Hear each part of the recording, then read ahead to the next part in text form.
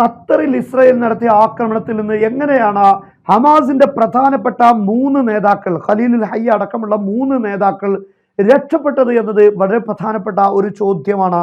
കാരണം ഇത് വളരെ ആസൂത്രിതമായ ഒരു ആക്രമണമായിരുന്നു. അമേരിക്ക അവരെ ചർച്ചയ്ക്ക് വേണ്ടി ഒരു ടേബിളിലേക്ക് എത്തിക്കുന്നു.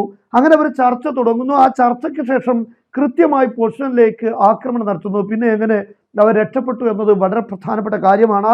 ഖത്തർ പറയുന്നത് അമേരിക്ക ഈ ആക്രമണം നടന്ന് 10 മിനിറ്റ് കഴിഞ്ഞ ശേഷമാണ് ഞങ്ങളെ വിവരം അറിയിച്ചത് എന്നാണ്. അതോടൊപ്പം ഖത്തർ പറയുന്നത് റഡാറുകൾക്ക് നിരീക്ഷിക്കാൻ പറ്റാത്ത സംവിധാനങ്ങളായിരുന്നു ഇസ്രായേൽ ഈ ആക്രമണത്തിന് വേണ്ടി ഉപയോഗപ്പെടുത്തിയിരുന്നത്. കാരണം അവിടെ ഇസ്രായേൽ ഭയക്കുന്നത് ഏതെങ്കിലും രീതിയിൽ ഇത് അറിവ് കിട്ടിയാൽ ആ പൊസിഷനിൽ നിന്നും ആ ആക്രമണം ലക്ഷ്യം വെക്കുന്ന സ്ഥാനത്തു നിന്നും ഹമാസിന്റെ നേതാക്കൾ നീങ്ങിപ്പോകാനുള്ള സാധ്യതയുണ്ട്. അതുകൊണ്ട് കൃത്യമായ ആക്രമണം നടക്കാൻ മുൻകൂട്ടി ഒരു വിവരവും ലഭിക്കാൻ പാടില്ല എന്നതാണ്.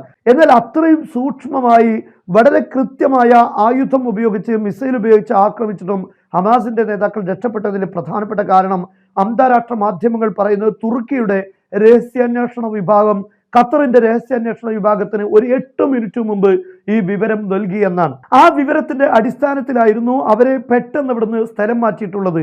അതുകൊണ്ടാണ് ഈ നേതാക്കൾ 3 പേരും സുരക്ഷിതമായി ആക്രമണത്തിന്റെ ഒരു പോറല് പോലും ഏൽക്കാതെ രക്ഷപ്പെട്ടത് എന്നാണ്.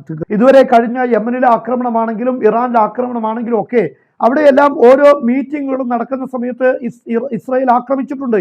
അതെല്ലാം കൃത്യമായിരുന്നു. കാരണം അവിടെയൊക്കെയും ഈ മീറ്റിംഗ് നടക്കുന്നത് അവരുടെ ചാരന്മാരിലൂടെ വിവരം എത്തി കൃത്യമായി ആക്രമിക്കുകയാണ്. എന്നാൽ അതേ രീതിയിലുള്ള ആക്രമണം ഇവിടെയും നടന്നിട്ടുണ്ട്. പക്ഷെ ആ ആക്രമണത്തിന് ലക്ഷ്യം കാണാൻ സാധിക്കാത്തത് തുർക്കിയുടെ രഹസ്യാന്വേഷണ വിഭാഗം അവസാന ഘട്ടത്തിൽ ഈ വിവരം കൈമാറി എന്നുള്ളതാണ്. തുർക്കിയുടെ രഹസ്യാന്വേഷണ വിഭാഗം അതിശക്തമാണ് എന്ന് നമുക്കറിയാം. മൊസാദിന്റെ പല ശൃംഖലകളും പൊളിക്കുന്നതിൽ തുർക്കിയുടെ രഹസ്യാന്വേഷണ വിഭാഗത്തിന് വലിയ പങ്കുണ്ട്.